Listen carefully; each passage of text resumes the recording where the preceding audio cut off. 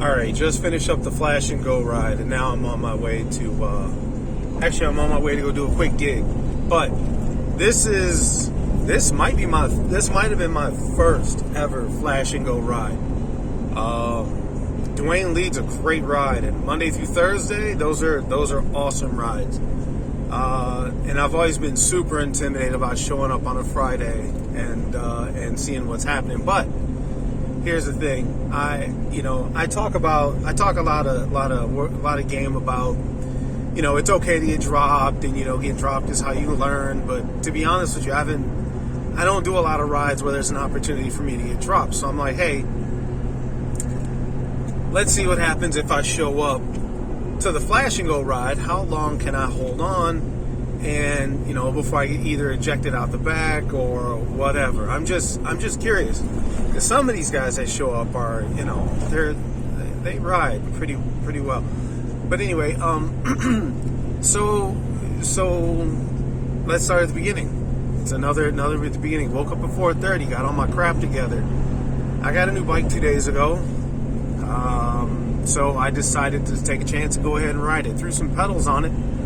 And got my shoes together, and it's a legit road bike. So I figured, hey, might as well. So I left the gravel bike at home, the Niner, the black and yellow bike with 32 mil wide tires on the back that I typically ride. I guess you can call that my training bike, I suppose. That's what I'm normally riding. So I ended up taking the new road bike. The new road bike is a Specialized tarmac. It's in the back seat. It's hanging out back there. So I decided to take that bike, got everything together, headed out. It was still dark when I got, well, not when I got there, but it was still dark when I pulled out. The sun was barely up when I got there. I made sure to hydrate. I drank my obligatory amp, my Mountain Dew on crack, and I stopped at McDonald's and got a sausage, egg, and cheese McMuffin. Relatively light, not too heavy on my stomach. Something that I can put out a hard effort with and won't feel like I got to throw up. If I would have had any kind of a biscuit or something else, or a hash brown with the deep fried, it would have been too heavy on my stomach anyway. So I show up to the ride late as hell. I messaged Dwayne on my way. I see Stephen Farr, so I know I'm not too bad. We ended up starting the ride at about 6:03. Dwayne starts with a speech about how we're going to be doing, we want to average 20 to 21 miles an hour, and we're going to be rolling. We had a bit of a headwind on the way out. We had a bit of a tailwind on the way back, and we got stuck by 2 trains on the way back, too. Needless to say, my strategy today was quite simply, all right, so here's a couple strategies, and this is sort of redundant from the videos I made earlier this week. My strategy today for holding on to holding on and not getting ejected out, I just wanted to make it halfway through the ride. I wanted to get to the halfway point and still be, in the first 5 or so.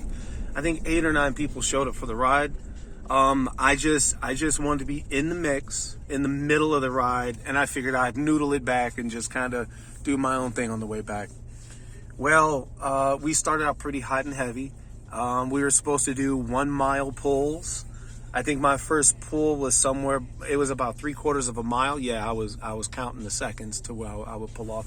And that might have been the longest pull I did the entire ride, to be honest with you. I made it well known that, if you want to lose a few miles an hour, you'll let me pull, if that's how you want to play the game. But otherwise, I can hold on to a wheel for as long as I possibly can. And I didn't do too bad, actually. I got to the midpoint in the ride, and I didn't feel too bad. I was actually feeling pretty good. Now, I'll sort of finish this up, and I'll talk about can you buy speed. And I tell you what my answer is, given the speed that's sitting in the back seat at this point. I definitely have a bit of an answer for that. So halfway through the ride, we kind of regrouped, took a 5-minute break, let a couple guys catch up. And then we went ahead and hammered it on back. We took Burnham back. It was. I love Burnham. There's a great little downhill section right after Ridge, and then there's a bridge. If I can get up in the middle of the pack in the bridge, then I'm probably going to be off the front at the bottom of the bridge because gravity. And so did really well on the way back. Long story short of the ride, I ended up finishing first, only because of two real things. One, the bridge was up, so it was just me and Dwayne stuck at the bridge. The other guys took 95th Street, and Dwayne had been pulling a vast majority of the way, especially on the way back, that last segment there. And to be honest with you, I was just on his wheel, so I found myself at the front, kind of pulling the rest of the way back from the bridge at short distance. That was like a mile or so. And I'll be honest with you, I knew he could pass me, and I was waiting for him to pass me so I could try to jump on his wheel. But at that point, I was kind of spent. I got a funny feeling he let me kind of come in, and he didn't go past me. He let me come in first. And to that, I said, dude, I owe you a beer. I'll get you a drink at some point, man. I appreciate you, bro. That did a lot for my ego. That did a lot for my self-esteem as a rider, to be honest with you. I didn't expect to finish in the mix. I expected to just noodle it back in and my average go to crap. But we ended up doing 29 miles at 21.6 miles per hour. All right. So that was that ride. This ride should be labeled, do you have the legs, and are you, do you have enough strategy to keep up? You can try to keep up with brute strength, but that's only going to get you so far. You gotta be sort of smart about where to fall and where to. Honestly, it's a race mentality is what I ended up digging into my little race handbook and pulling that stuff out. All right, so next topic: can you buy speed? Let's just say, in short, yeah, you can buy speed. You absolutely can. Well, you can buy a motor. Yes, you can buy speed. Of course, you can. All right, so going from the gravel Niner bike with 32s on the back, with 32s on it. They are road tires, very road-worthy and very road-capable. But it's not a road bike. A road bike geometry is just different. And if you ever want to see the difference, ask me to bring a gravel bike and a road bike, and I'll show you the difference in them. It's enough. It's enough to make a difference. It's enough to make the difference on this ride. Had I rode my gravel bike on this ride, I definitely would have been dropped. And what I thought was going to happen definitely would have happened, absolutely. But can you buy speed? Yes, there's speed right there. That's what speed looks like. You can buy it. Go to the store, get it. You will be faster. You'll be faster because you bought some speed. Now, is it in your legs, or do you have the strategy to maintain position at high speeds? I don't know. It's sort of a race thing. I don't know. I didn't race for long, but I learned very quickly, and I learned a lot. And I learned from people like Dwayne, like Stephen Farr. I tapped into all my resources. I learned from Austin Pope. I learned from Jeff Honeybutt. And chamois cream, bro. It worked like a wonder today. Thank you. Thank you for making a wonderful product. Quick little plug. I try to put a link somewhere to his chamois cream and his website. Local guy, all organic, all natural. I'm not going to say organic because I'm not sure. But I know it's all like locally sourced, local stuff. And it's a great product. I've kind of converted now. And anyway. So can you buy speed? Yes. Can you buy speed past... Look, I'm just be real. Can you buy more speed past what's in the back of my truck? Not really. You're going to get massive diminishing returns on your investment. There is a point where you can have enough bike to make you viable to be in the mix. And what does that even mean? That means if you have like a SRAM Rival or Force as a group set, you have a decent frame and not, like a 400-pound steel frame from the 60s, and you have a decent wheel set, then, you have enough equipment to make you viable in the mix. However, if you swap that all out for a high-end frame, high-end group set like SRAM Red, and you have some really fast, really nice wheels with great bearings, and if I just look at my wheels, they start spinning.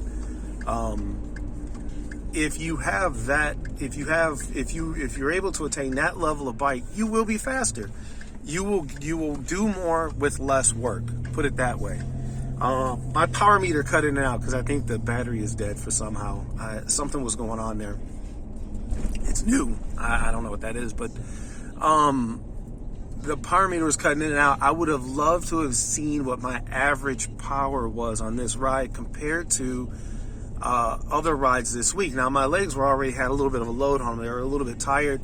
I can almost guarantee you that my average normalized power for the entire ride today was less than my other more challenging and spirited rides this week. And I rode spirited rides on Monday morning and Wednesday morning on the Flash and Go ride, and I rode on the Big Ring ride, which was a challenge, a different kind of challenge, but still. I guarantee you I was able to do more miles and more speed with less effort and less power overall on this bike. That's just honestly, that's just science. That's the way physics works. And so, yeah, you absolutely can buy speed, including you can put a motor. Mine didn't come with a motor. I wish that was an option. I might have put a motor in there somewhere and hit it. But don't tell nobody. If you hear something buzzing and whirling when I go by you, ignore that. That's just my phone making noise or something. I don't know. I'm just joking. Ain't no motor in there. Wink, wink. I don't know if I said this. The other thing is as soon as I finish the ride, I'm still okay.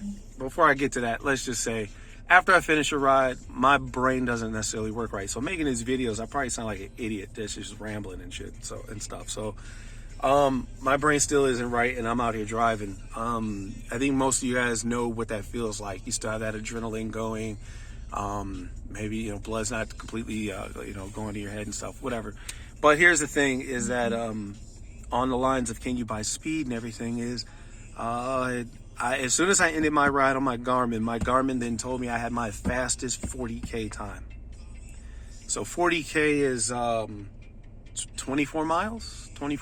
The ride was only 29 miles long. And so it said I had my fastest 40K on my Garmin. That means that was my fastest 40K of all time. And I was on a new bike. So can you buy speed? Yeah. Yeah, am I faster on this bike? Certainly seems that way. Certainly feels that way. I certainly look better on the bike anyway, even if I'm slower.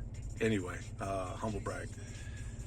So if you have any questions about any of the rides, about anything that's going on, especially with the Flash and Go rides, Dwayne Cooper's the guy you want to talk to. Again, we got rides every day, all the time, multiple rides from Major Taylor Chicago. Again, Monday through Friday in the mornings. There's Darius's ride. Get that sunrise ride. That ride is legendary. People talk about that ride all the time. I'll be honest with you, Old Dark 30, man, they get up early. They get it in way before work, before I got to be at work.